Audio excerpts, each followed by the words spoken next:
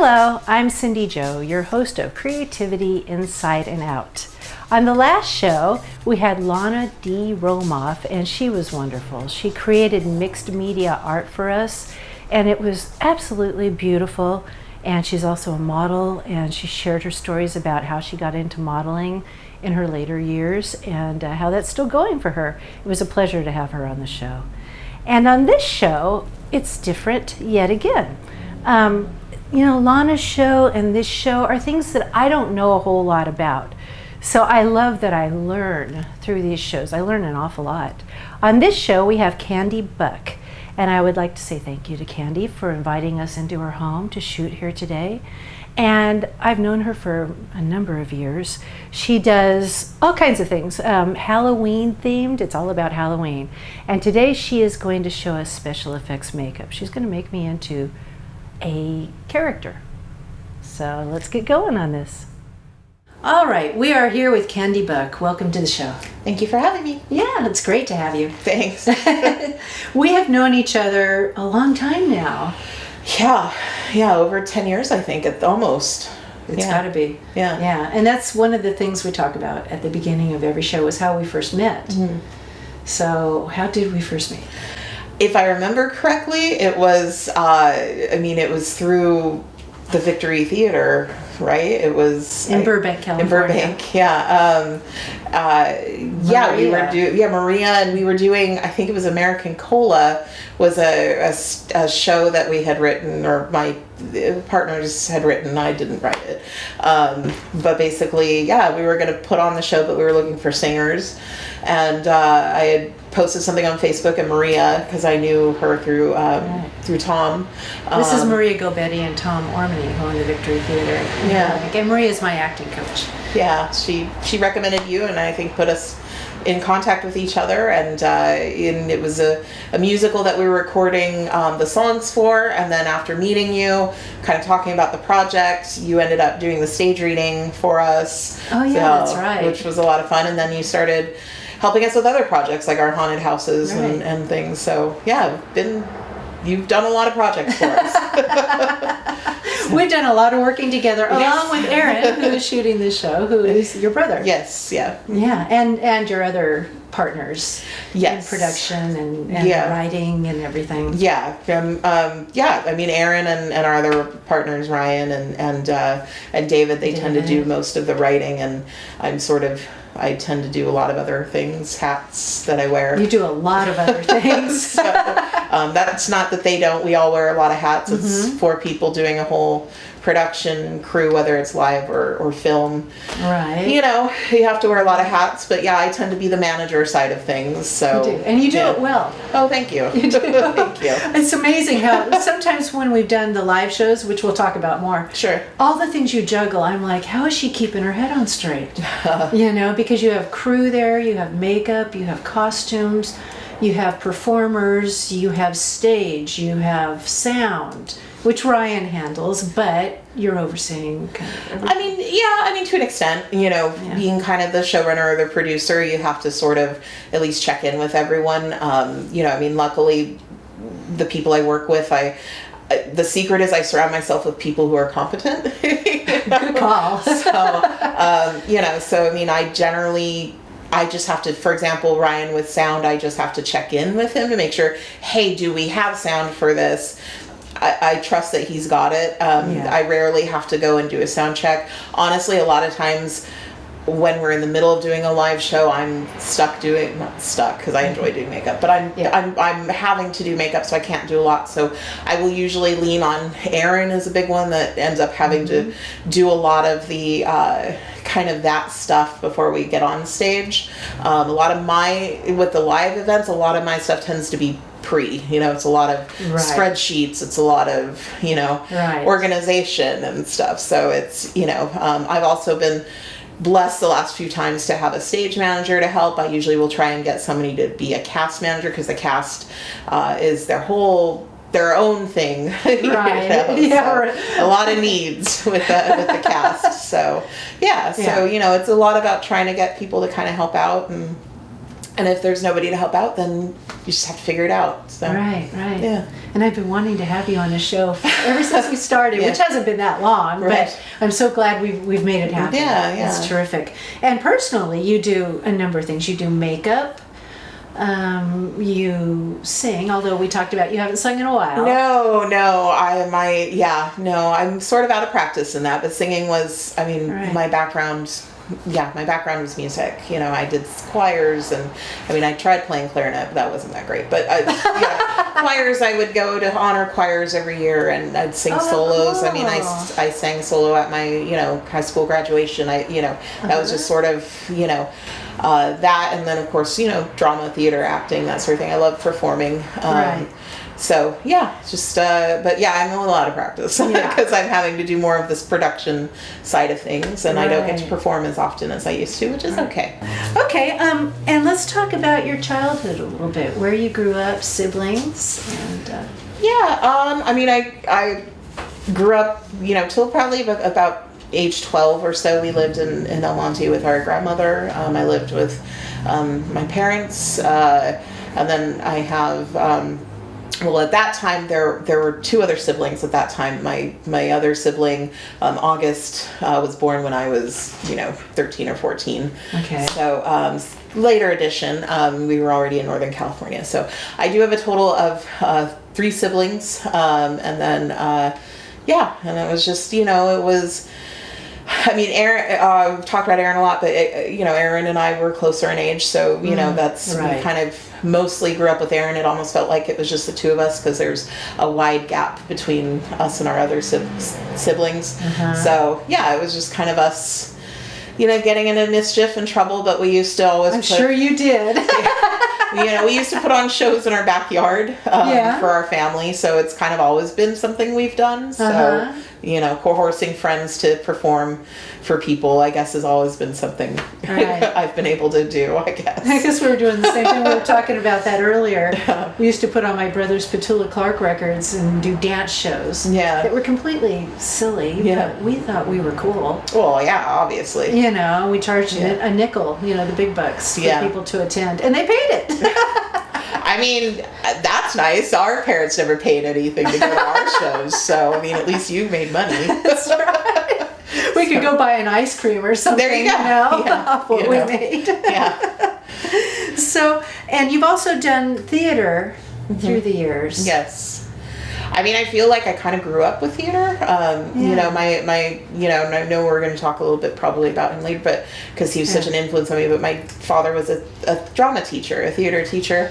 So, I grew up getting to go watch him put on shows with his students. Yeah. I used to, anytime there were, let's be honest, especially when I was younger, loved being center of attention. So any chance I got to be the center of attention, I was like, yeah, I'll do it. You want me to be in this? I remember being in like anti-smoking assembly plays and stuff. And I'm like, yeah, let's do it. Like, I want to do that. And you had no fear. You were just like all in. Huh? No, I've never, I honestly, stage fright has never been something that, I've really had to deal with. The stage has always felt like a second home to me. Right. So it's just, yeah. That's beautiful, because so many people, even if they feel that way, they still suffer from nerves and I rarely, I will occasionally now, but younger, no. Yeah. I never ever felt nervous in front of people. Right. Yeah. Whatever you're doing. Yeah. Speaking, singing. Yeah, it didn't matter. Yeah, I'm the weirdo who's like, yes, please give me more. And I know you know Shakespeare too. You're very knowledgeable in Shakespeare, right? There are very many people that I know who are probably going to watch this that know much more about Shakespeare. Oh, really? But yes, I do have some background with Shakespeare. Because I know you and the rest of your production team and friends every now and then, because I have to admit, I'm Shakespeare pretty ignorant. And I shouldn't be, because I'm an actor. Sure. And sometimes you guys will pull out lines and I'll go, okay.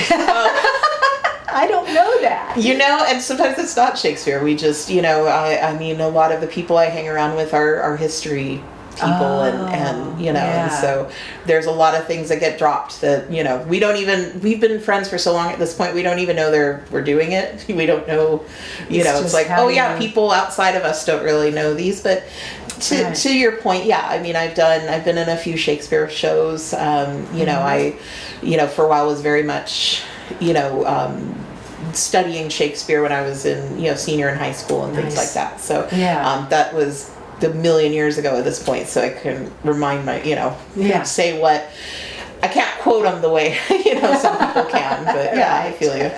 Yeah. And Halloween. Let's talk about Halloween. Hence these props we have here, which were just lying in my room, because that's just me. See, there you go. Yeah, there you go. How did your love of Halloween? We have a mutual passion. We do for Halloween. We do, yes. Which I didn't realize when we first met. And then I was like, I think we were talking about, we do this Halloween thing. You're like, I want to come scare people in your backyard. I want to come scare people. And great sport, being like, here, you're going to first play this patient in a wheelchair, and then you're going to be this horrifying mother whose child is in a coma or whatever, and you scared people. So thank you. But yes, Halloween.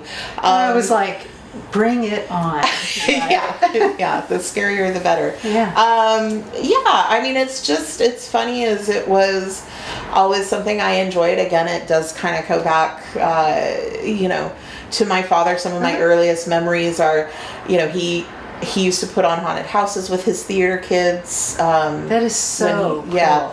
So I remember I never really got to see those because I think he was worried it was too scary until I was older. But I remember watching him put on makeup, or I remember him pulling out props. And then one time I remember, I probably was 8 years old or so. That's when I designed my first haunted house. It was this little walk through our grandmother's backyard, and it was my dad had let us use what props he wasn't going to be using. So it's like, okay, and my grandmother's backyard was amazing because it was huge and had a lot of old antique things in it. So it was set up for it. Basically. Nice. And so it's like, here's an old tire, I'm going to stuff severed heads in it, and of course, I made my friends all walk through it because, again, that's just what I do. I make my friends do things, I guess. But, so Halloween has always been a big part of my life. It's just become more in the last few years, just a lot, kind of so much of everything I enjoy doing kind of has been centering around Halloween more. So it's sort of, become a really big part of my life. If we could just do Halloween year round. I mean, I almost do. You do? That's true. That's true. So your dad, did he work in the industry in Halloween production and stuff? No, not at all. I mean, he was doing this when very few haunted houses were around. I think, he had gone to the first year of Not Scary Farm, and from what I remember, he really loved it, and he kind of took it upon himself to learn how to make some of the things they were doing and do some of that. But no, he was not in it at all. He just was a teacher, and it was something that he would do as fundraisers or something for his class to do. Right. I'm way more in the industry than he's ever been or ever was. So yeah. So he taught at a school, and he taught theater and. Yes. Yeah. He was a teacher all his life, and there was some component, for the most part, of theater in there. Now, in terms of he also taught history and English and things like that. But there was always some form of theater, whether it was after school programs, or he would do plays with his 8th grade class when I was much younger. He taught at a Catholic school in South Central LA, so it was a lot of introducing kids that maybe would never get a chance to perform. Great. Yeah, so he would do things like that. So they would put on a haunted house every year. So I never got to see this one, but I heard they got to. I was too young, but so they would do one every year, and I guess it was I would imagine trick-or-treating or a fundraiser, right? So it's like my parents protected me too. I couldn't watch The Exorcist, the movie. They wouldn't let me watch it. I didn't see it until I think I was in my 20s. I didn't see it until I was in my 20s, and it scared me to death. So yeah. And then right when I moved, we were talking about my stories earlier, right when I moved to LA, I went to Cal State Northridge, and there was a luncheon. It's kind of I'll try to make it the Reader's Digest, which is shortened.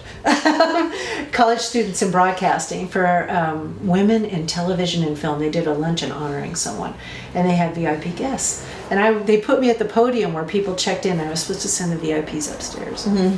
And Linda Blair, I looked up, and she's standing right in front of me. And she was little, and she was about as tall as the podium. And she goes, I said, I know who you are. And she goes, but I don't know you. And she reached over and she goes, hi, I'm Linda. All right. She was so sweet. That's awesome. Yeah, but it was probably shortly right after I watched the movie, because I didn't watch it till in my 20s. Yeah. So anyway, so he protected you from being... I don't know if it was him or if it was our mom, to be honest. Our mom does not have the love for Halloween the way the rest of us do. I don't know, most of all of her kids love it, and she's like, okay, it's fine. It's fine. Sorry, Mom. I'm happy for you. So, and you were telling me your dad introduced you to makeup. Special effects makeup. Special effects makeup specifically, yeah. Yeah. He, yes, he did. Again, he taught himself how to do monster makeup, and this was, again, way back when we don't have the prosthetics the way we do. We don't have, he didn't have any of that, and he certainly didn't have any of the training, because there really wasn't a lot of, makeup schools, or even, there no YouTube, so no tutorials, no anything like that. So it was all, he just did it. He had a bit of an artistic eye, and he was able to, create. He had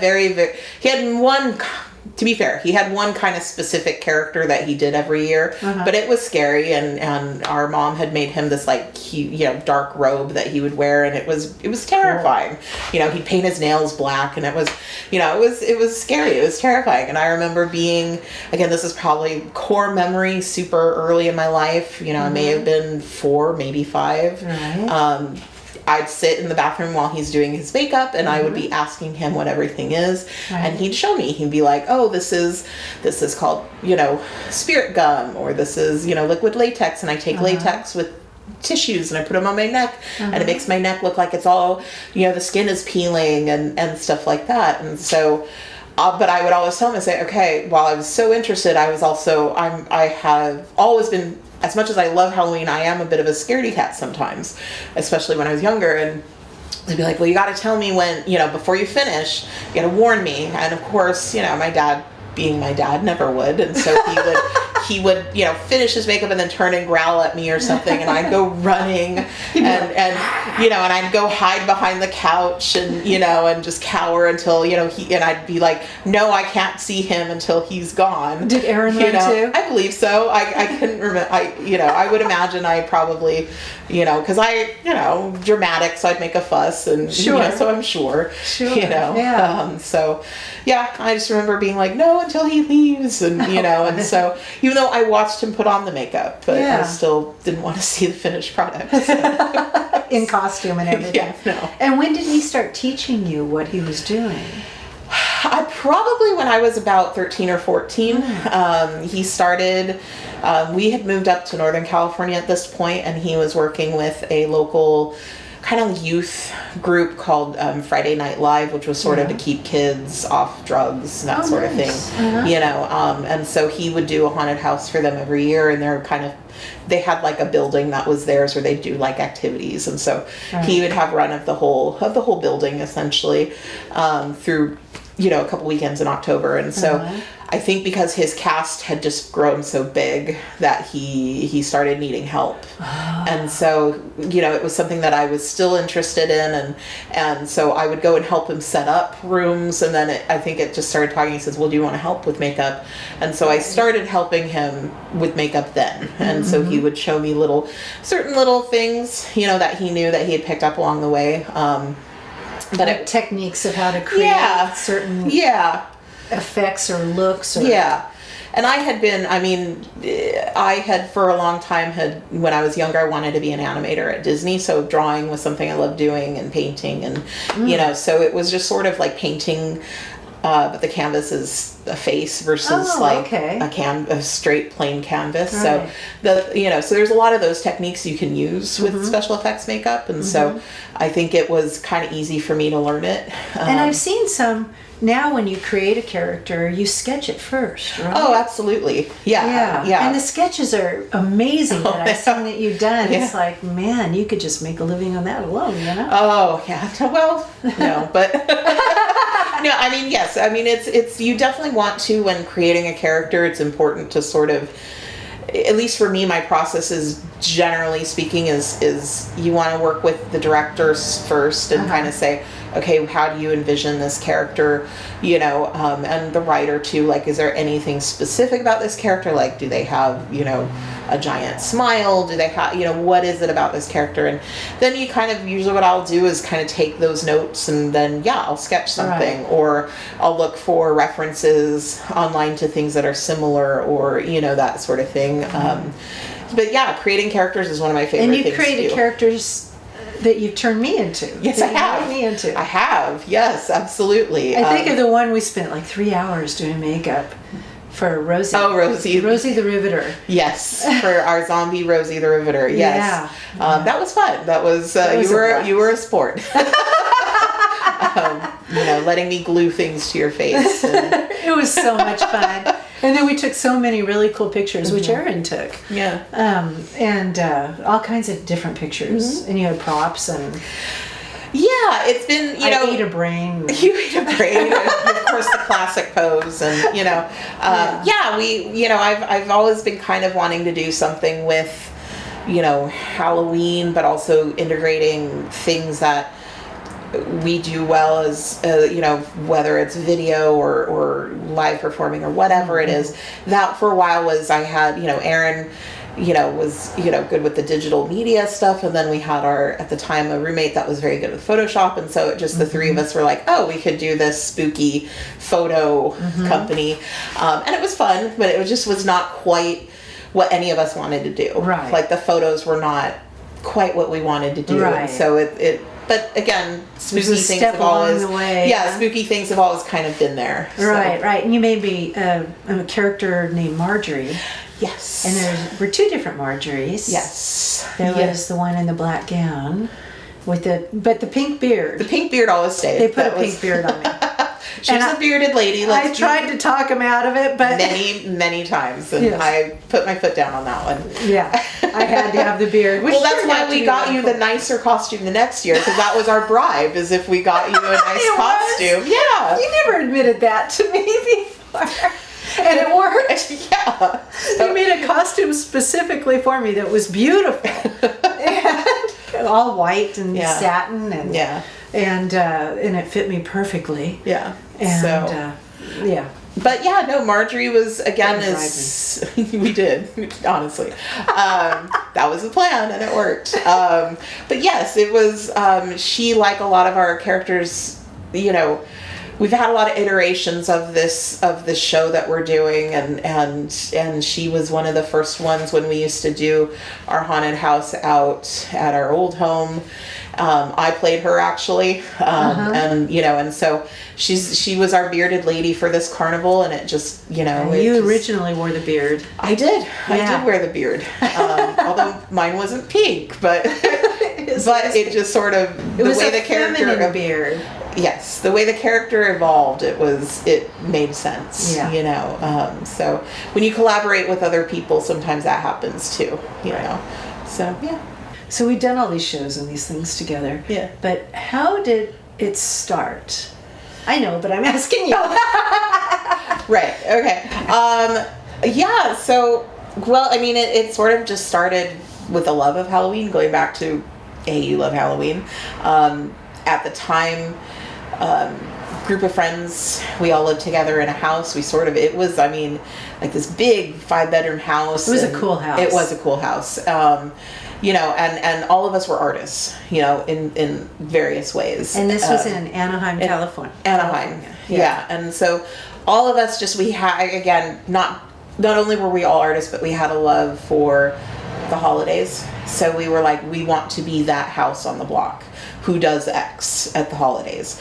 And the first thing all of us said is, well, we have to be that house on the block that gives out the full-size candy bars. And not only that, but we have to do some kind of display, you know.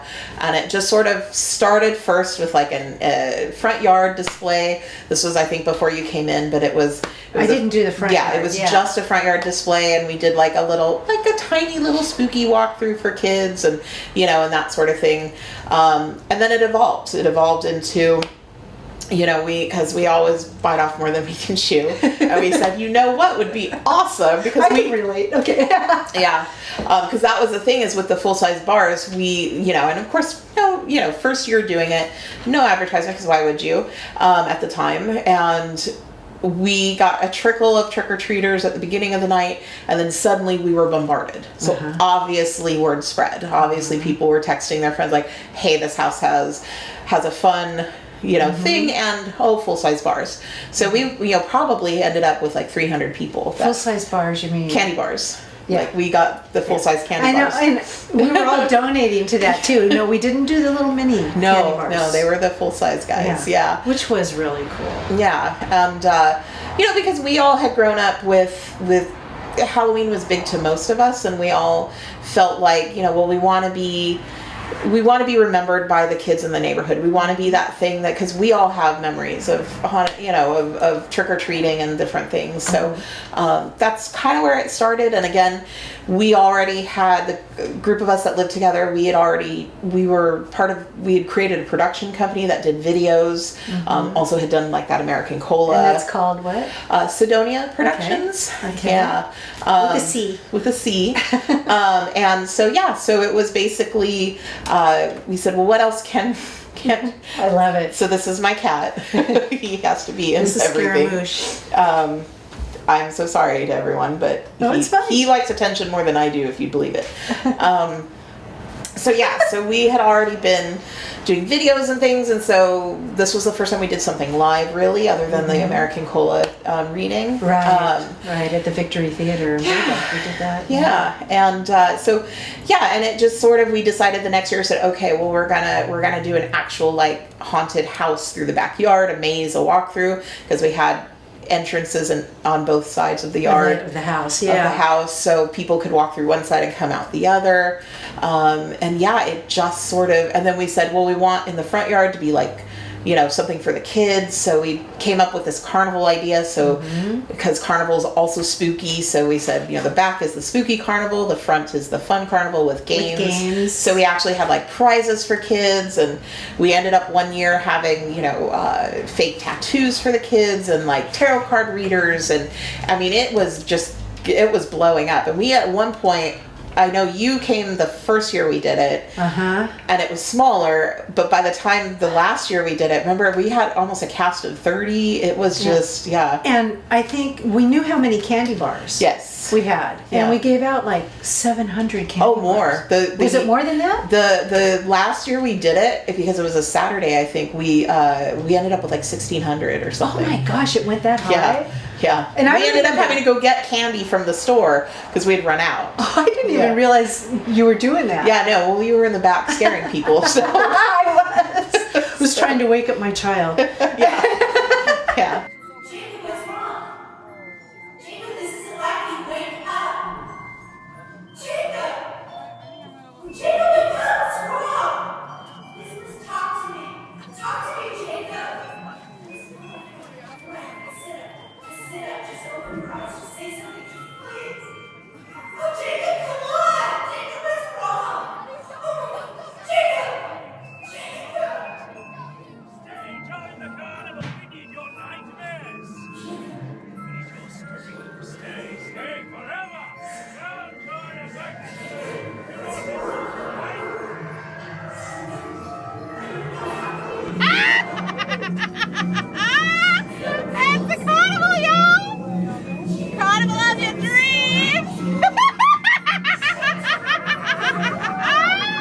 remember the first year. Yeah. And I got there, and you guys had put up walls for people to walk, for the pathway. Yeah. And you had done lights, and you had done sound with speakers throughout. And I thought... And the sound was original, because we have somebody who's amazing Ryan with did sound. that. Ryan, Yeah, So did the the sound sound. was original. Yeah. With all, with music and scary sound effects, and then we put my voice in there at one point saying, wake up, Jacob.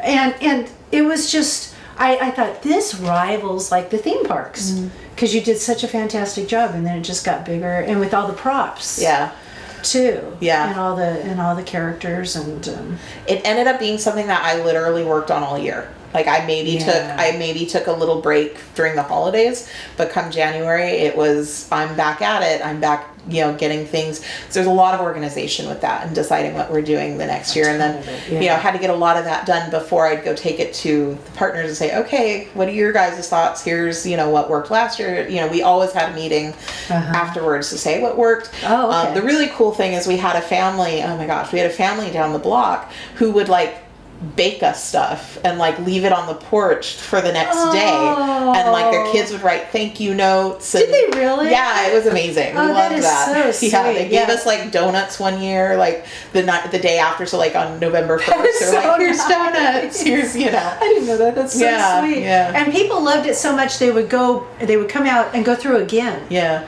I don't know if you gave them additional candy bars, but they would come through. I don't know. I wasn't in charge of handing out the candy bars. Right. Because I'd see them come through again, and I think, I've seen them before. Yeah. But that was quite a compliment. Well, because it was free, we would get especially a lot of the, the younger junior high age kids going through multiple times, and, which was fine, but. Okay, and then you took that and moved forward with it. We did. We had first off, we had almost outgrown that space, but we also ended up moving out of the house. And so we needed a new venue, and we talked about other ways to kind of bring some form of it. And so we partnered with the Anaheim Fall Festival because our characters had marched in a parade one of the years, even though we were at the home. So we had already sort of formed and that is what, a weekend of Halloween stuff? Yeah, it's a festival the Saturday before Halloween. They also do a Halloween parade, which is actually, the festival last year was its 100th celebration. Oh, it was? This year is the parade's 100th celebration. So it's been going on since the 20s. Right. And so... Oh my God. Yeah. I had no idea. It's really fun. And actually right now, the folks who are in charge of it, they design floats for parades at Disney. They're artists at Disney. Oh my gosh. So the floats are amazing. Because it's right next door to Disney. Yeah. So the floats are amazing. If anybody checks out, it's really a cool festival. But yeah, we ended up, the first year we partnered with them, we did a maze inside one of the empty buildings on the street. It's in downtown Anaheim. And it's it's a 10-hour festival or whatever, so it's and then we also had decided to change things a little bit, and so we did, the maze was going to be, it was not your standard pop out at you scary maze. It had more of a storyline, it had scenes, it was supposed to be a bit more immersive, and this was kind of before a lot of the immersive theater was happening. So so we were doing that, and then we decided to entertain people and kind of call people in. We developed a stage show, which was a variety show with different acts, and because we knew we had a lot of performers like yourself, with your amazing singing voice. Oh, you're sweet. So we're how can we showcase these, these different talents that maybe we can't use inside that maze? And we had a juggler, we had comedians. Yes. We had a psychic. Yeah, that was a comedy skit. That That was. They weren't really psychic. It was definitely comedy. And we had singers, and somebody did Shakespeare. Yes. Freeman did Shakespeare. Yeah. So, and so what ended up, because when you're doing a haunted house, there's a lot of factors that go into it, with building codes and fire codes and things that we were still getting, because when you do it at your house, you don't you have to worry about safety, but it's not to that level. And it just sort of became harder with some of the red tape to sort of do that. And so we sort of decided the stage show was getting a lot of attention. People really enjoyed it. And so we, during the pandemic, took time to kind of reassess what we want to do with the company. And so right now, mostly we're starting out with our stage show. And what we're doing now is we're kind of taking the stage show. And we've also changed it. It's kind of a different iteration of it. It's not as carnival-y as it used to be. Right. But it's more of like a vaudeville kind of show now. But yeah, so we take it to different Halloween events, and so eventually we're hoping to be able to get, a space that we can open up and charge tickets for during October, and kind of create like a pop-up experience with it, that sort of Right thing. now it's kind of like on the road, right? It is. It's very much, yes, we're on tour with it right now. But it's I think where it at is right now, because part of it is the old concept was very, with nightmares and things, it was a higher concept and we loved it, but it was hard to sell. Okay. And so now, Why was it hard to sell? Because it was scary? no, it's sometimes it was hard to explain it to the story without having the immersive like maze with it. It was kind of hard to explain what the stage show was, and so we decided, since we're not currently doing any of this immersive maze, that we needed to find a stage show that could kind of be its own thing, that we could kind of take to these events and people automatically know what we're doing. And so the idea now is, and we've always had, I should backtrack, we've always had this main character since the beginning, called Cornelius Cobb. He has gone through a lot of because actually we've now tried to make our characters, while still a male name, they're very gender fluid. So men or women can play the characters. But basically he's gone through a lot of different changes throughout the years. Now, And Cornelius started back at the Housemates, correct. right? Yeah, Cornelius started, was kind of the first character that we really brought into all of this. And then it was just Cornelius, and Cornelius was the ringleader, the guy who ran the carnival. Kind of like, is it called a busker? Is that what it's called? I'm not sure what that means. The barker. Actually. He was the barker. That's what it is. But also the ringleader kind of at the time. Like it was, the character when we did it at the house was the barker, getting people, would actually go with a megaphone. David used to play, and David is currently playing him again, which is funny. But David would go up and down the street calling people. David Cromer. Yeah. Cast and great talented actor and writer. Yeah. But would go and call people from the street. That's why they're called the barker. Yes, because they're barking at people to come in. Okay. Yeah. And then from Cornelius, a busker's probably something completely. I don't know what that is. Busker. I could have made that up. Or something that. I don't know. But anyway, so Cornelius has always been there. Then we've had ideas where, we needed a character to be the MC of our stage show, but we also wanted one of them to be in the maze when we did it at the fall festival. So we said, maybe there's two. Oh, okay. But maybe they're different sides of the same character. And so we had Cornelius Cobb became the MC, and then we had Mr. Cobb, which was the scary one inside the maze. Then that sort of evolved into Mr. Cobb. I love that. Then it evolved into now there's siblings, and there's three of them, because it's nice to have at least two hosts on the stage. So then, but again, we still wanted the scary one in the maze, and so it turned into there are three siblings. They multiplied. Yeah. So now it's Cornelius, Cyrus, and Carlisle. Okay. And so now what they are is they kind of represent the three sides of entertainment. So Cornelius is very much the artistic side of entertainment. Cornelius believes in art, and art must be meaningful, and and Cyrus is the financial side, or he's about, or they are about making the money. Like, it has to be profitable, otherwise why are we doing it? So you got to keep it in budget, and you got to keep it cheap, and Cyrus is the producer. Cyrus is right. On time and under budget. And then Carlisle is sensationalism. Carlisle is about, it's not about substance, it's about the sensationalism, it's about the, the spectacle of it all, Okay. And so each of them kind of have their there are different acts that they bring up, and of course it kind of goes into their personality. So like one of the acts is very artistic and very like it's this monster, because it's monsters. The storyline now is it's vintage monsters who are no longer scary to a modern audience,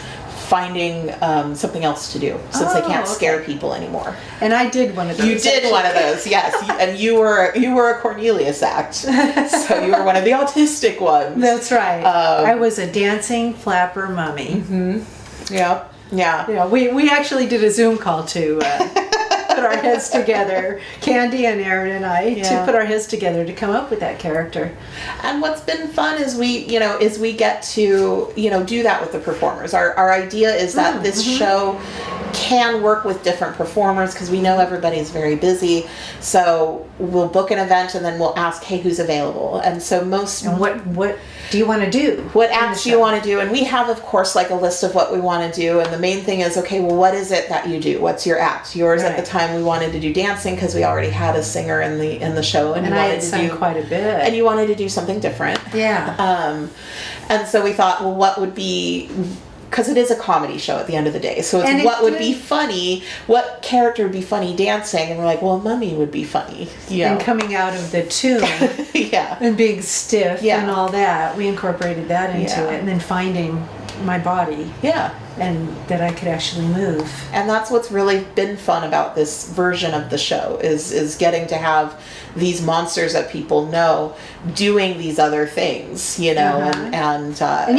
you've had and I'm sorry I didn't see that one. You had like karate? We did. Yes. So we went, and the thing that we try really hard is we want our show to be, and we have always done this, we want our show to be inclusive. So it doesn't matter, obviously, if you're under 18, you have to have parents' permission, but it doesn't matter your age. It doesn't, it doesn't matter if you are in a wheelchair. It doesn't matter, what you look like. We want, if you have a talent and you want to perform, we will find something for you. And that's so we've used a lot of different types of people, and a very talented martial artist who teaches kids, who's been around for a long time. She reached out to us and was like, well, I can do demonstration karate. And we said, okay, well, that's awesome. So what kind of a monster would be hilarious doing karate? And we landed on vampires. So we had vampire karate. It's so awesome. I love it. Everything you do is so off the wall. Yeah. Like you had the creature from the Black Lagoon juggling. We had Frankenstein's monster doing slam poetry. Oh, that's right. And then he killed it too. Yeah, so to speak. We've had Igor singing a song. And so there's been a lot of different. He's amazing. Yeah, he is. Yeah, and that's the beautiful thing is it's allowed us to work with a lot of really talented people. Gymnasts, skeletons. We've had gymnasts. Yeah, we've had gymnasts before too. Like even before this version of the show, we've had some very talented dancers and tumblers, and and that's the thing again that we love getting to work with these different performers, and the nice thing about this version of the show is if you're available, great, come play. If you're not, that's fine too. There'll be another one later. As long as we make sure we have the 3 Cobbs, we can do that. And even the Cobbs can be different actors. They don't have to be the same. So. Right. And you have shows set up now. We do. Yeah, we have several set up, and there's several that we're still waiting to hear back from. But yeah, we've got one coming up in April as our first one, so we're excited about that. So, right. Yeah. It's called the Spooky Swap Meet in Los Angeles. Okay. So we're very excited about it. Okay. Yeah. And then you have other ones coming up this year too. I know that you've got others scheduled, which will be on the show's website. We'll put links when they're confirmed and set. Sure.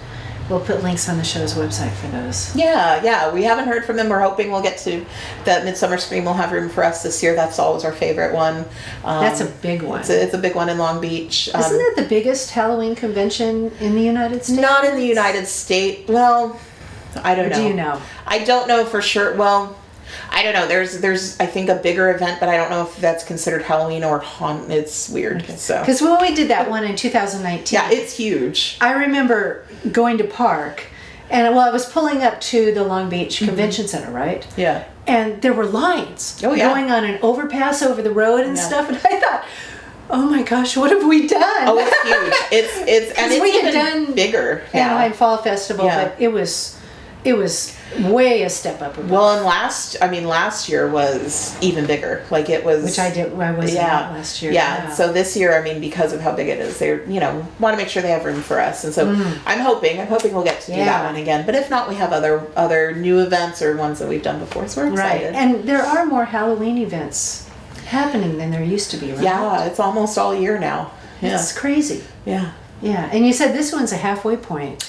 Yes, so this one, and then we have another one that is actually called Halfway to Halloween. Oh, it is? Yeah, that one's in May that we're doing out in Riverside. This is 2024 for reference, definitely. Yeah, oh yeah, yeah. But yes, the spooky swap meet is technically halfway to Halloween. So the end of April is the halfway to Halloween mark. So right, yeah. Right. Who knew? Who knew this would turn into... Well, we started doing the mazes in your backyard. Yeah. Who knew it would turn into what it is now? And I'm excited to see where you take it from here, too, Yeah. Yeah, we're hoping. We've got, we call ourselves now, our company name is Stage Fright Theater Company. The reason we did that instead of just keeping it as the Cobb's Carnival of Dreams is because Cobb's Carnival of Dreams is one of our shows. Gotcha. We have other shows. We have ideas for other immersive kind of those walkthrough mazes like the one we had at the Anaheim Fall Festival. We have we're currently shooting a sitcom that's kind of centered around I was just going to ask you read my mind. Let's talk about that too. Yeah. So Stage Fright Theater Company, it's a great name. thank you. It's basically anything we do with that company title is going to be somewhat spooky generally. Right. Sidonia Productions, obviously we still do things with them, but with that company, but that's more if we're doing something that's not spooky, then it'll be under that label, that sort of thing. Oh, okay. All right. But this one is sort of Sidonia and Stage Fright kind of combined to kind of do this project, and we're very excited about it. We're hoping we can get it in the can soon. But it's essentially, the idea is it's a pilot episode for a sitcom that we're going to kind of shop around and hope to get funding to finish the season. But essentially it's one of those mockumentary style sitcoms. So think about it, it's like The Office, but set at a haunted attraction. So like The Office, but set at Not Scary Farm. Okay. So you're gonna get the creative team, you get to meet them and kind of see their daily work grind. So it's, instead of talking about this accounting report, it's talking about like, okay, so these clowns have to be more murderous or whatever it is, kind of thing. And then you have the scare actors, which is a whole, every time we meet and talk about this project with scare actors, they give us stories. So it's like we have no, like, we are, and that's one of the things we love is just this project has a lot of people excited. So, yeah, we're just hoping to kind of be able to finish production and get it out there. And they recruited me for this too. We did. We recruit you for everything. And it was so much fun. But you also have, what I love about it is you've taken different elements and pulled them together. Sorry. Don't come after me. You've taken different elements and pulled them together, like you have Lord Gord. Yes. If you want to mention that. Yes, well, Lord Gord is so Lord Gord is a character that exists within he's a character that the creative team in the show came up with. So so what's fun about that one is the actor who plays him also plays the actor who plays him. So very talented Greg Lawrence, who we've worked with also quite a bit. Yeah, he's great. Yeah, he plays. His character is technically named Atticus.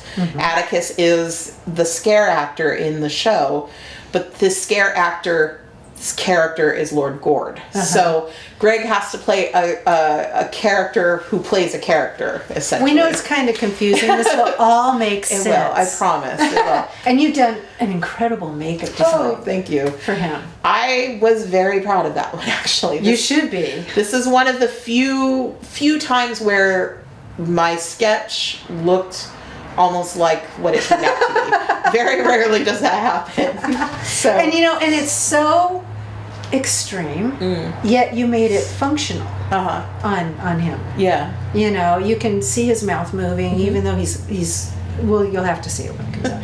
But yeah, well, it's a prosthetic, and prosthetics oftentimes, you know, and you can get good or bad ones, obviously. But yeah, this one, I was surprised. It was you know, it was pretty off, just kind of. It wasn't made for him, so it, you know, we had to trim it down a little and things like that. So it was kind of an off the shelf, you know, prosthetic. But yeah, it just sort of worked out. I mean, and Greg killed it, so I mean that helps too. So. He did.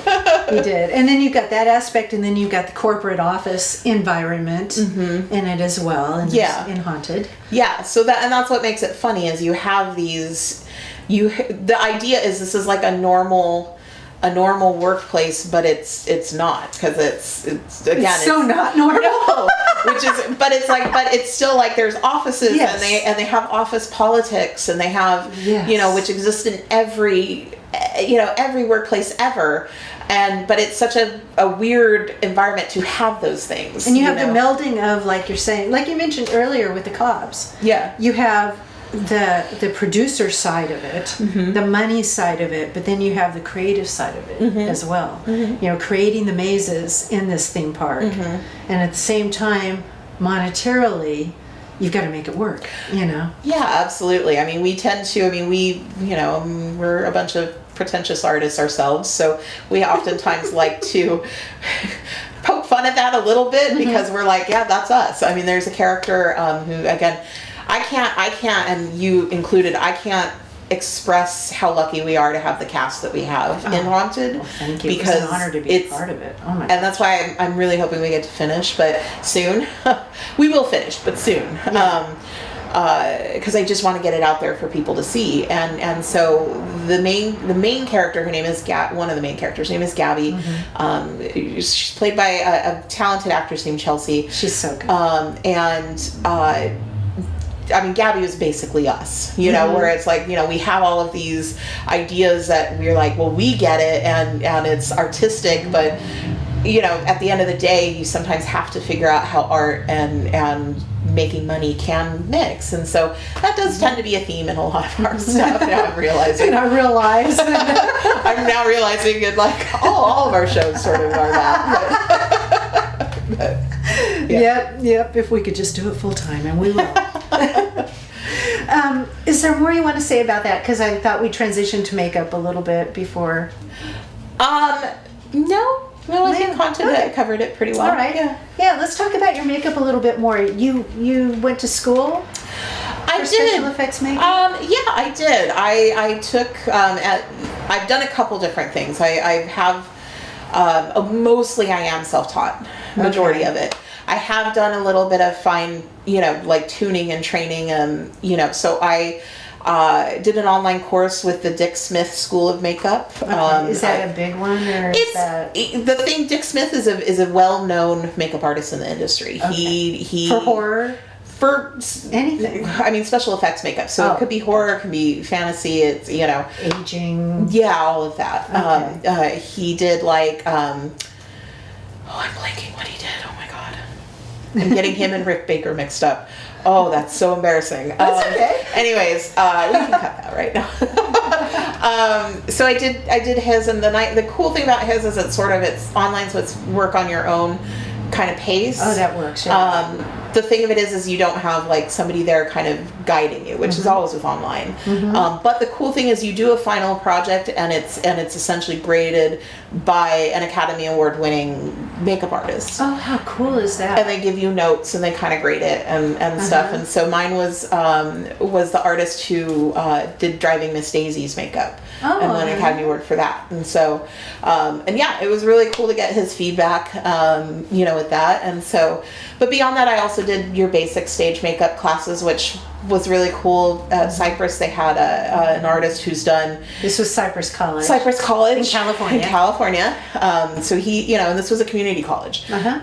Which, you know, the fact that they have this talent they're teaching. Yeah. The intro is amazing. But yeah, he's done all kinds of, he does makeup for Disney. He does, Disneyland, a lot of their special effects. He's done theater for years, Broadway and all of that. So, Wicked and stuff like that. Like he's makeup all. Serious, so yeah. And what's really nice is, he was just a really good teacher. Is a really good teacher. He's still there. And so sometimes when I've needed makeup artists for some of our projects, I'll reach out to him and say, hey, do you have anyone in your class? So he's been a big help with that even, So I've had a little bit of training. I won't say it's extensive, but. But the characters that you create are so, I don't know if fantastic is even the word for it. It's like, mesmerizing. Oh, okay. And unique. And unique is probably a good word. I'm looking for words I'm looking for words more specific than just fantastic. They're unique. They're engaging. Coming up with the characters has never been really a challenge for me. Sometimes it's the technical side, just because sometimes I don't have the time to really learn it. But I've tried. There are definitely much better artists technically than I am. But you it's do regular makeup too, don't you? I do, yeah. But it's not my favorite. It's probably boring after you do what you do. No, I mean. Yes and no. It's really, to be honest, it's the people who want beauty makeup, especially if it's wedding or something, and I get it, are pickier. because they have expectations. Yeah, absolutely. When it's Halloween makeup, more people are just like, oh, I can't do that, so that's cool, Yeah, right. So it's, right. That makes know. total sense. Yeah. Yeah, absolutely. Beauty You did makeup, all kinds of beauty makeup on me. artists have a hard job because everybody can do beauty makeup in their minds. So it's, right. Yeah. No, I don't do makeup. I don't do makeup and I don't do hair. Yeah. And there's a reason for that. Right. Yeah. And I don't wait tables, and there's a reason for that. Fair. Fair. Because I thought about, there's things, and I don't draw, which we've talked about on the shows where we've had artists. I can't, which you're sketching. I can't even draw a stick figure, so, which I've said before. So, I'm always impressed when people can draw and also pull things out of your mind as an artist. Yeah. I mean, out of your imagination. Yeah, and the thing you have to keep in mind that a lot of people don't realize is sometimes the character, their backstory or their environment are going to impact it. Oh. Kind of a case in point going back to, and this is, we've talked about them, but our Cornelius Cobb and his siblings, they've been through a very, very lots of different drastic, iterations. And a lot of it has to do with, okay, well, what is this? What are we telling? And a lot of it came from the idea of, okay, well, this is a mask that he wears because he's a nightmare. So a lot of the old iterations were supposed to kind of resemble theater masks, and so that's where that sort of came about. And then, then now is we had to sort of think about, okay, well, that's not going to work. So who are they now with this new show? And we sort of said, okay, but everyone else in this show is an old monster or spirit or whatever that people don't think is scary anymore. So what if they're the very first Halloween spirits? What if they're the ones from Ireland, these fairies, these dark fairies who, who are the ones who sort of started Halloween? And, they're no longer scary. So they're kind of the oldest ones that have now had to figure this out. And so that sort of led into, okay, well, how fairy do we make them? Are they, and we had a version where they were very colorful and it just, that didn't really work. And so we've landed more on, the other thing is we had to make them look like they came from the same family, which is always things you have to consider too. They're related. They are related. They're, and so those are all factors that you have to put into the thought process of creating these characters. So I love that. So they have evolved through time. They have, yeah. And I love too that ties totally into, well, it is acting. Backstories. Yeah, absolutely. Backstories. Where did these characters come from? What motivates them? Absolutely. What is their purpose now? Absolutely. It's very similar. It's you have to kind of do your character work to come up with that character. Because again, if this character, for example, let's say that this character has lived out in the sun all their life. Well, that's going to impact their skin. That's going to impact how they look. Kind of like for an actor, that's going to impact how you might walk or how you might, Right, sure. things like that. And that's all things you have to consider as a makeup artist. Oh, I love it. I love it. There's so much to this. We could talk forever. And we have. But on the show, we don't have forever, unfortunately. But is there anything else that you want to talk about your past or your upbringing or your work, your experience? No.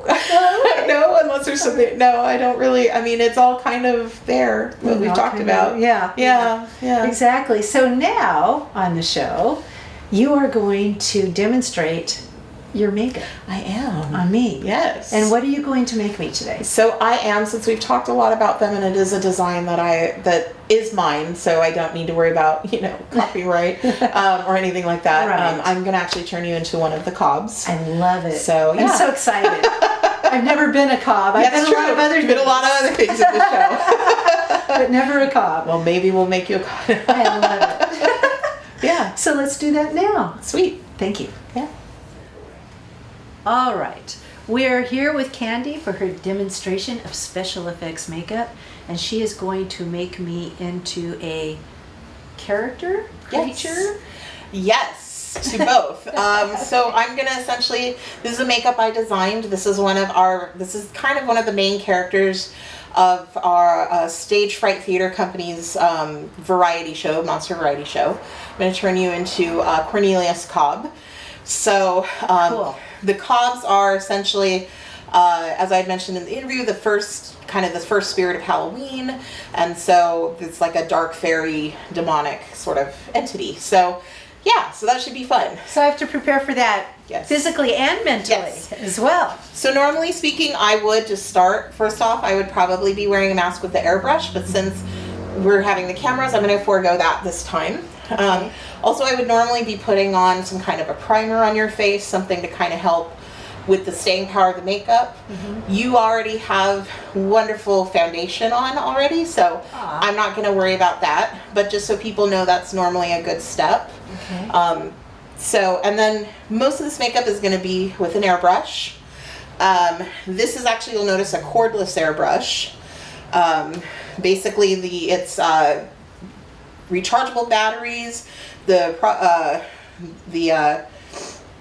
All of it's just contained in one. And the reason I have these is so that way when we're doing these shows on the road, I don't have to worry about power. I don't have to worry about taking up too much space. And airbrush, sometimes I have to get these makeups out really quick. And so airbrush is kind of the way to go for that.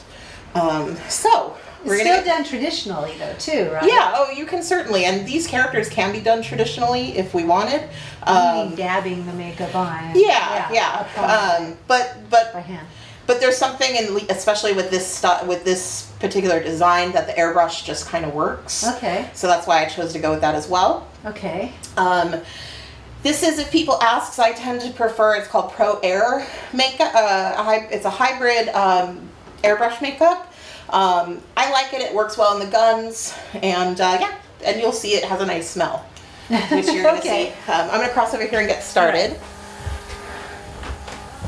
So I'm gonna ask you to close your eyes. Can I talk? You can talk. Yeah, I will tell you when I'm gonna go over your lips. If you don't feel comfortable talking, that's fine too, but you can. I'm not like anywhere near your mouth right now. Okay. You'll give me fair warning. I will. I promise I will. All right. We've done this before, but yes, I will let you know. It's been a while too. It has. So go ahead and do me a favor. If you can kind of cheat out a little. Yeah, there you go. Okay. And then close your eyes, and then I'm gonna go over. I have to figure out which side. I think we're your left side of your face. Okay. So Are you left-handed? I am. Oh, okay. All right, close your eyes. Ooh, it feels soothing. Yeah, it really just mostly feels like cool air. It does. So the closer you get to the face, the more definition you can do. The further back, it'll cover a wider area. Mm-hmm. Currently, what I'm doing is sort of an outline for the design, because you have to do highlights and shadows on everything when you do makeup. That's kind of your basic contouring. Is that so people don't look flat? Yes, exactly. Hey, I guessed it that. I guessed right. You did. All right, so I'm going to go ahead and actually go over your eyes. Okay. So just Let me know Keep when you're them ready. closed. I'm ready. Keep them closed. No peeking. Yeah, no peeking. I love this too because I can't see what she's doing, and I like that because then it's a nice surprise. Exactly. It's a lot of trust. It is. You're right. Pet actors have to have on the makeup artists. I didn't even think about that, but you're absolutely right. Especially special effects makeup, right? Yes, absolutely. And a lot of special effects makeup, you're using a lot of the same techniques that you would with beauty makeup. You know, contouring and, you know, foundation and all of that. Right. So, okay, so now I am going to go over your lips really quick. Okay, I'll be quiet. So if I can just have you tilt your head up a little bit. So I'm just going to go over her lips very, very fast with some white.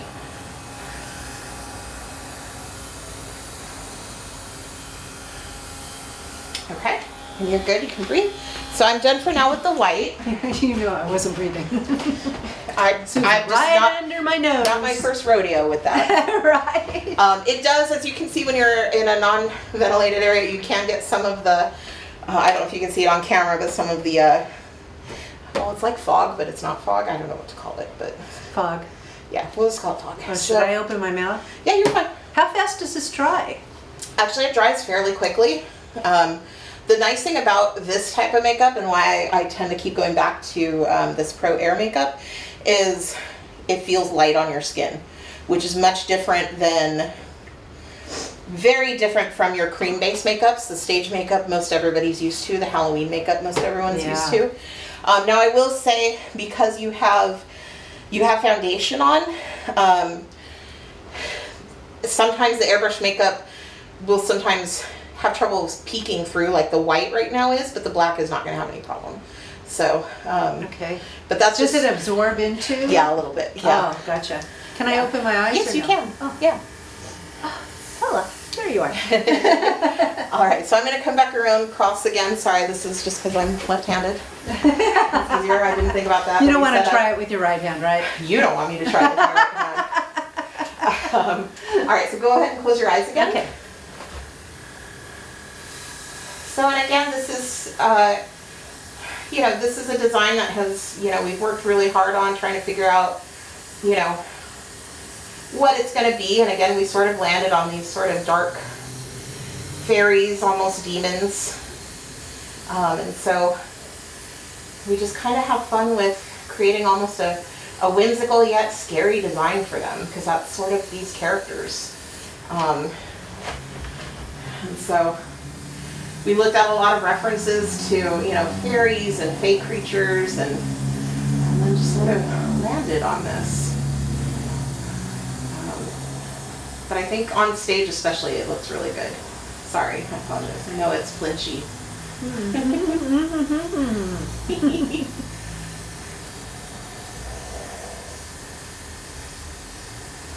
And so you just kind of, makeup is always layering. You know, you're always just sort of, you lay a base foundation and then you just kind of keep going in with details, and it's just layering. Any type of makeup's like that, including airbrush. Could you get carried away? I mean, how do you know when you've done enough? Trial and error, and you know, to be honest, no two are going to be exactly the same. Even if you have, well, that's not true. Let me backtrack on that, because if you're on set, you have to have it the same. So, this particular design, I'm freehanding it a lot more. So, As opposed to? So if I needed it to look a certain way, I'd have to follow it like an image or a photo, or, you know, especially if it's continuity, I'd have to see what it was yesterday on set, you know, and that for me is honestly harder than just doing your own thing. Because yeah, it's tough sometimes. I remember we did that with my dancing flapper mummy, because it was very specific, the makeup. And we took a picture the first day to match it completely the second day. And to answer your question of when you know it's enough, I mean, I wish I could give you an answer to that. It's just sort of training, practice, and you're still going to mess up. There's still many times where I've had to wipe off a makeup because it just, was not doing what I needed it to do, or I went a little too far, you know. I was just thinking, do I need to take my earrings out? No, you're fine. Okay. I'm not gonna go over your ears. Normally the Cobbs actually do have ear prosthetics. I'm not gonna do that today. Okay. But no, They have big pointy ears. they do. Yeah, they They're have cute. They have elf ears essentially. Oh, uh-huh. So My ears are big enough. well, we'll be covering it with your hair and stuff anyway. So all right, and then I will go over some stuff with the black a little bit later. So that's the base for the character. Now what we're gonna do is we're gonna actually go in with some stencils. Should I open my eyes? You can open your eyes, yeah, absolutely. Sorry, I should tell you. Oh, that's okay. So the fun with the stencils is sometimes, you know, I may decide, oh, I want them to have a certain look, and sometimes oh, let's play today and see what I want to do with them. So we're going to do a little bit of that today. Look at stencils that we have and decide what looks good. These characters are... Let's hold them up for the camera, so, like, hold them up this way so they can see what you're looking at. Oh, okay. They're just stencils. They're just, you can wipe them off. Different patterns. Different patterns. They're pretty. So, yeah, so these characters are supposed to be kind of Celtic, Irish mythology. So we try to do some of those symbols. That's where you said spirits and Halloween started? Yeah. So Halloween started in Ireland. Okay. So, and it was a lot of, so like... I never knew that. Yeah, so like jack-o'-lanterns, for example, kind of the way we know them came from, I'm going to cross again. Okay. They would put out turnips, essentially, to ward off the evil spirits. And so the Cobbs are those evil spirits. Oh. Do you need more hands? Nope, you're good. So really all you're doing is you're going to put the stencil up to the face, wherever you want it, and then you're just going to spray, and it will come out as a design. Now that is a little bit bigger than probably I would normally want, but we'll play with it, we'll make it work. So I'm going to cross again. That's a lot of makeup is going back and forth, testing things. Experimenting? Yeah.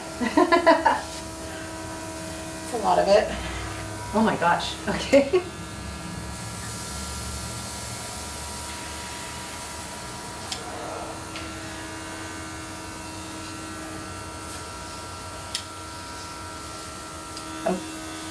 And see the...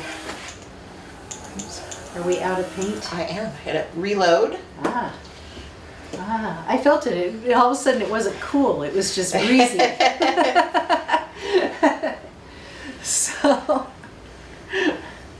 So that's part of it, is kind of trying to figure out how much you need in the gun, how much, you know, and but you usually have more to refill. typically. Yeah. So. Now when you do stuff like when you did Rosie the Riveter on me, you said you used tissues? I did, yeah. So we did liquid latex and tissue paper is a very, very old trick on giving kind of like dead skin texture. Nowadays, most of the time you're gonna get people who, it's you know, prosthetics and things. Because it looks so cool. Yeah, again, and what that is you're just doing like, oh, sorry, I'm going to cross over and do the other side here. The other cheek to cheek. You know, you're going to get textured. It's going to, you know, the tissue paper reacts to the latex, and it just looks like dead zombie skin. Cool. Peeling zombie skin. Peeling zombie skin.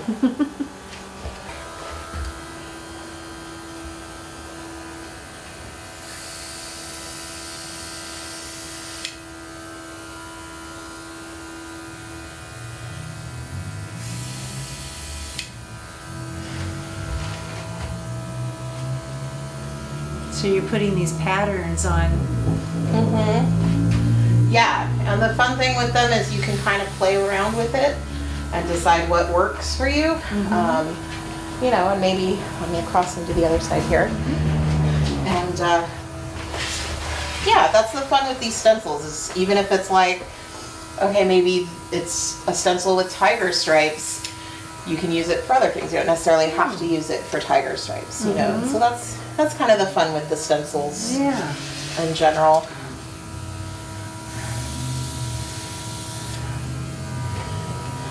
And with, you know, kind of doing these characters that are,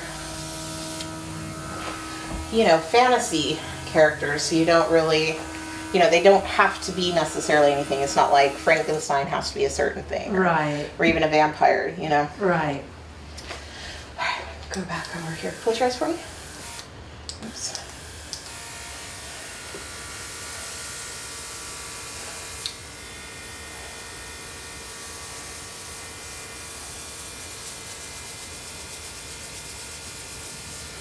Cross back over.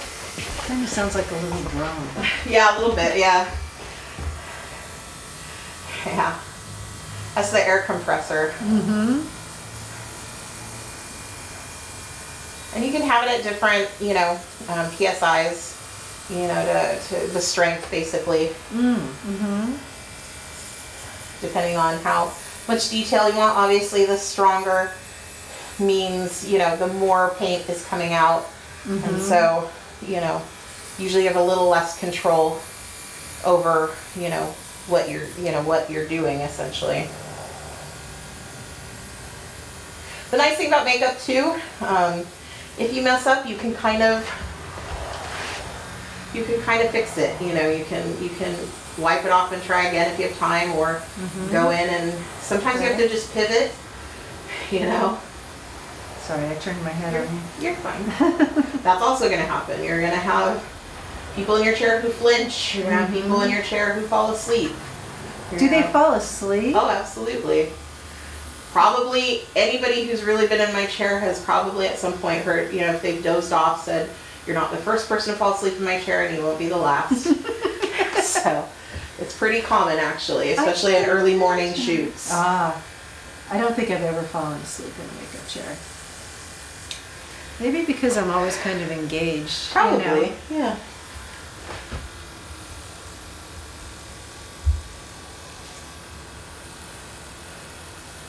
I'm sorry, yeah, keep your eyes closed.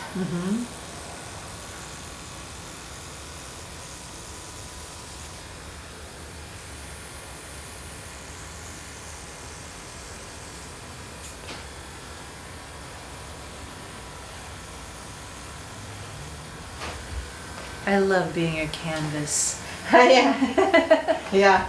It's definitely, I mean, it's a 3D canvas, so you have to be like, okay, well, Right. and everyone's face is different. So a design that might work on someone may not work as well on I someone was going to else. ask you about that because Chrissy talked about, who does my hair, she talked about how everyone's skull is shaped differently. Oh yeah. And you have to Everybody's work with that. face is different. Yep. Absolutely.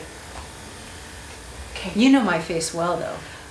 That sounds weird. That's a very weird place. But yes, I do. It's true. I'm gonna go over your lips, so do me a favor Okay. and Be quiet. be quiet. Okay, hold on. I have to quit laughing. Okay. All right, you ready?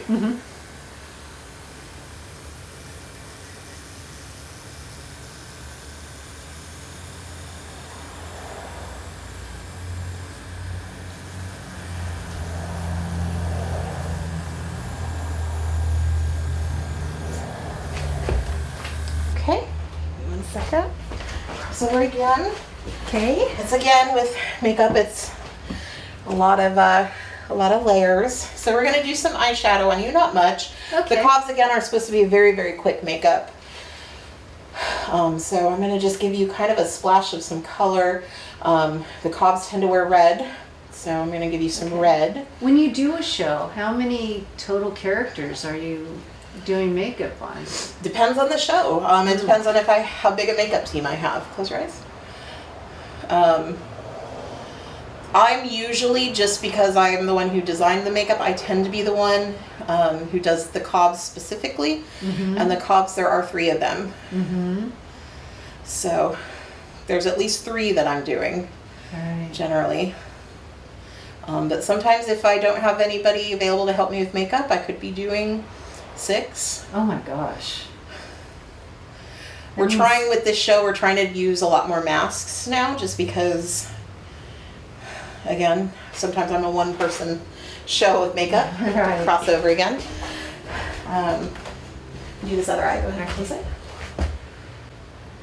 But yeah, luckily, I mean, we've worked with some really talented makeup artists, and usually what I do is I say, hey, you know, these are the characters we have. I usually will let them choose the ones they want, and then they'll come up with the designs for the most part. I remember you had one makeup artist at one of the Anaheim Fall Festivals, and she did like zebra stripes. It was phenomenal because it took forever. Yeah. Because it was so detailed and so concise. It was just fantastic. Yeah, and the thing with when we have the whole maze and everything, so this show is a little bit different because, sorry, I'm just getting a brush. Most of these are creatures that exist already with the exception of the cogs. With the old show, we had to come up with the characters. Right. So, yeah, so those were all kind of created and designed by us as a creative team, and then had to figure out what the makeup would look like from there. Oh, But yeah. gotcha. Yeah. It's kind of like what comes first, right? The character or the makeup? Oh, the It has to character be the always character, comes first. yeah. Yeah. Character always comes first. The character is what drives the makeup usually.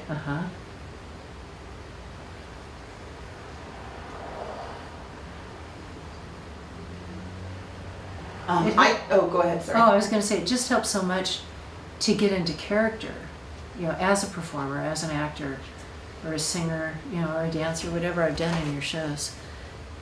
After you've applied the makeup, or whoever's applied the makeup, it's so much easier to get into character because you look in the mirror, you see who you are, and then you go, okay, you know.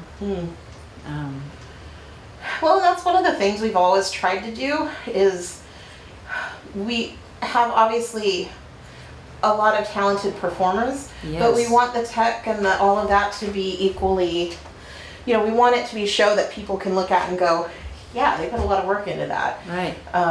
You know, we know giving you guys an environment, giving you guys costumes and makeup and things that are, you know, at a kind of a, you know, you guys don't have to necessarily do your own makeup unless you are a makeup artist and you want to, which we've had happen. You know, usually we'll have someone do it for you. So, yeah, that's something that's important to us. We want to make sure that you guys have that, you know? Right, right. Oh, it helps so much. Close your eyes.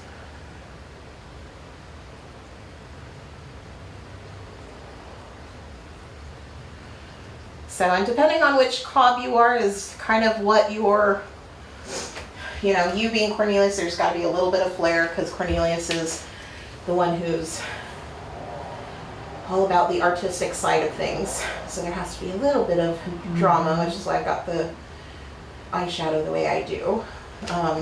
But if you were one of the other ones, like our sweet little Carlisle, you'd probably have a bunch of glitter and things like that. Cute. But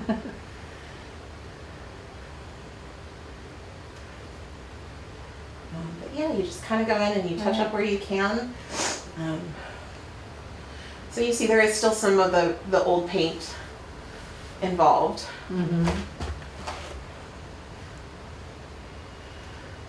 It's always so wonderful to have your makeup done too, and your hair. If you ever look that way. It just makes you feel pampered, even if it's special effects makeup. It makes you feel pampered.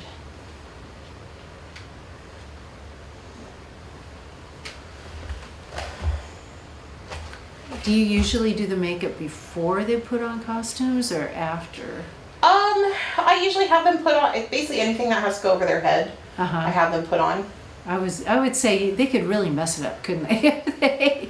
You know, if it's something they don't need to put on over their head, they can wait. Right.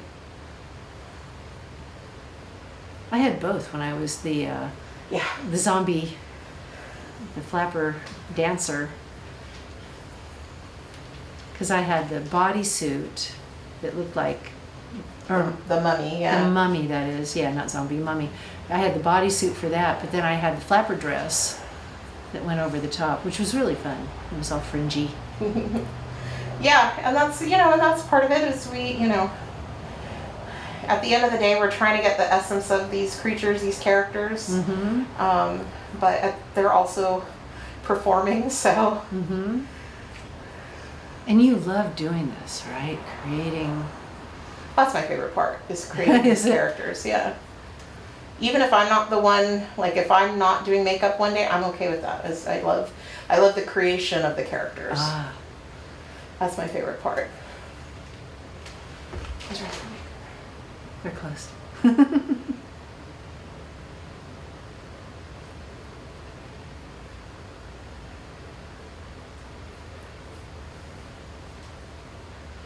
So we're just gonna kind of do some details. Okay. I always feel like I'm in such good hands when you do my makeup.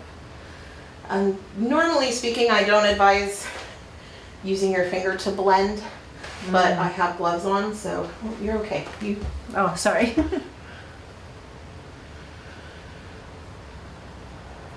Just because if it's somebody, germs are always a big, you're touching people, that's the one thing, if you're gonna get into makeup, you gotta, I would say, learn how to keep things clean and sanitized. That's extremely important. That often gets overlooked.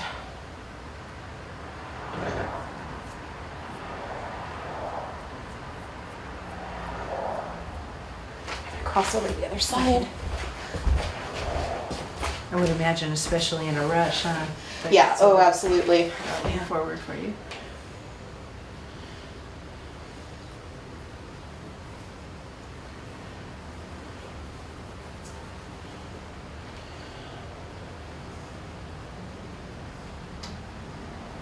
Look at all those colors. Yeah. Can you hold that up for the camera just to see? Look how many colors are in there. And they're beautiful. They're absolutely beautiful. And bright. Some of them are very bright. I always recommend, especially again, if you're doing something that you have to have a kit that's, quick, you have to get to it really quick. Invest in some, like a good vibrant, we do a lot of characters with vibrant colors. That's why we, Right. I feel like too, makeup expires. Yes. Oh, it absolutely does. I know I have some makeup at home that I really should replace, It absolutely does, especially any of your liquids. Mascara is probably one of the first things that expires that we don't think about. Mascara. Speaking of, safety tip, important real quick, sidetrack. If you're ever doing makeup on somebody else and you're using mascara, please invest in these disposable mascara wands. Never, never, never share a mascara wand. Oh, right. When That's I do the acting easiest jobs, way to get they always ask me if I brought my own mascara. Yeah. And they'll use it. Yeah, that's typically the best way to go about. But if you have to use the same one, first off, you don't want to double dip. Right. And you definitely don't want to share, because that's probably the quickest way to some kind of an eye infection. Yikes. Yeah, I realized after the shutdown happened, I realized that I hadn't worn mascara because I hadn't gone out, right? I thought, this has been sitting a long time. I probably should replace it. Yeah. And I did.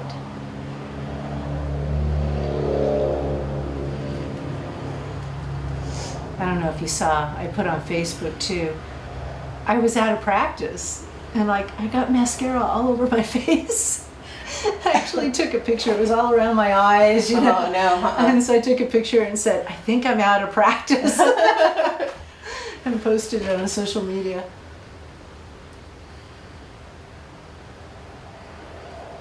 You're okay, you can still talk. I'm just doing the chin here. Is she up? No, you're fine.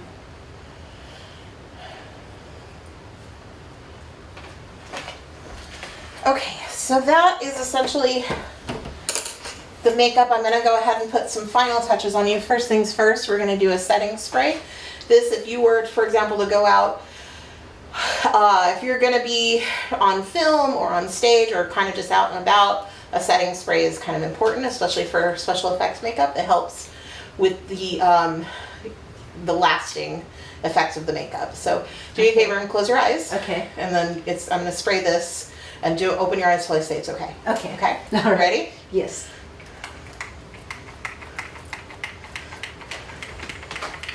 Keep them closed. Mm-hmm. There's lots of different types of setting sprays.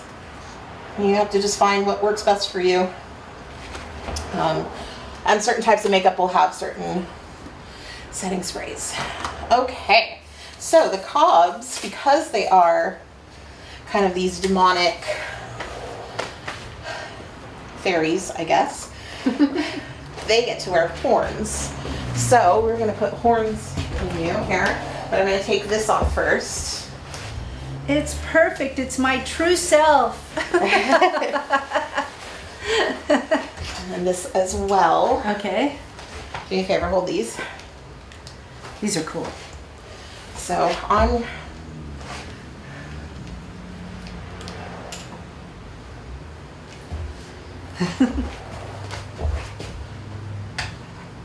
Do all the cobs wear horns? They do. Ah. Yeah, depending on who they are, it depends on the size of the horns. Uh-huh. Cornelius has the biggest horns because Cornelius is the boss. That's Is right. the oldest of the siblings. Yeah, you got that right. That's right. These are cool. They just clip on. Yeah. So I'm going to take one here.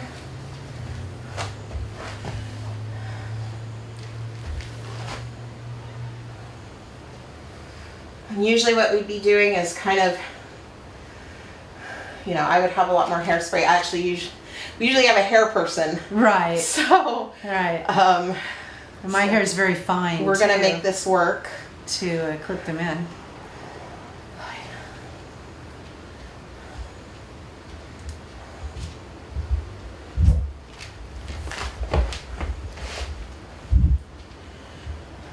It's very fine. Yeah, mine too. It's okay. I'm going to cross the other side here.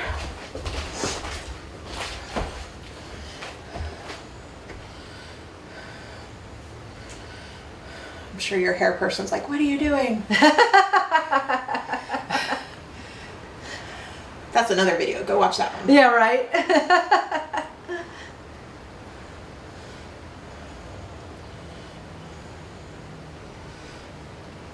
I know, we did do the one show with Chrissy already. And she showed how she does my hair extensions. I actually put it out there in the world that I have them. Which may be causing you problems right now. Well, to be fair, Yes. I don't have all my hair stuff, and again, I'm not the hair person. Right. So I am the makeup It's not person. your job. Yeah, all right.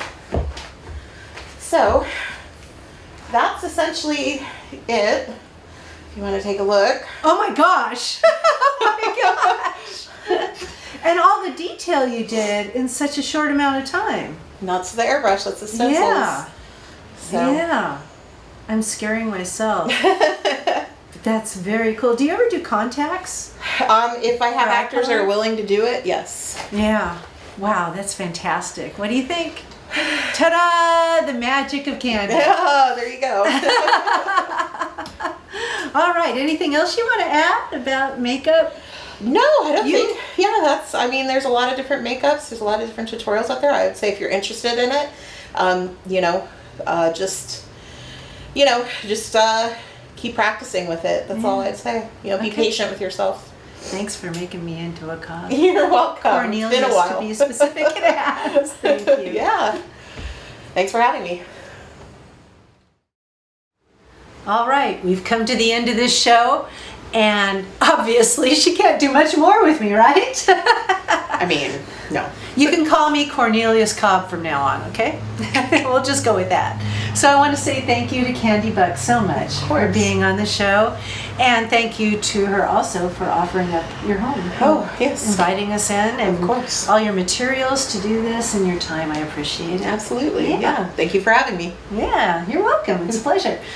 And where can people find information about Stage Fright Theater and what you're doing? Yeah, so there's a couple places you can find us. Our website is stagefrighttheater.com. All one word. And Instagram, you can find us on Instagram. We're at Stage Fright Theater. And usually we keep both the website and the Instagram up to date with shows we've got coming up. If we're looking for new performers, we always put that on both of those. So yeah, you can find us there. And there's a chance you could see me there. You never know. That's true. We keep trying to get her back. So that's right. So please subscribe to this show, Creativity Inside and Out. And our website is creativityinsideandout.com. Really easy. So we will see you again next time for who knows what. Check back. Thank you for watching and or listening to Creativity Inside and Out. I do recommend watching my show if you can, because it's really tailored toward being a visual show. It's available on YouTube. Just search for Creativity Inside and Out and look for the light bulb logo. If you do listen to the show, go to https://creativity-inside-and.captivate.fm/listen. There you will find a variety of places where you can listen, including Spotify, Apple Podcasts, and Google Podcasts. Enjoy watching and or listening. And please, if you would, follow the show and subscribe. That really means a lot to me. Thank you.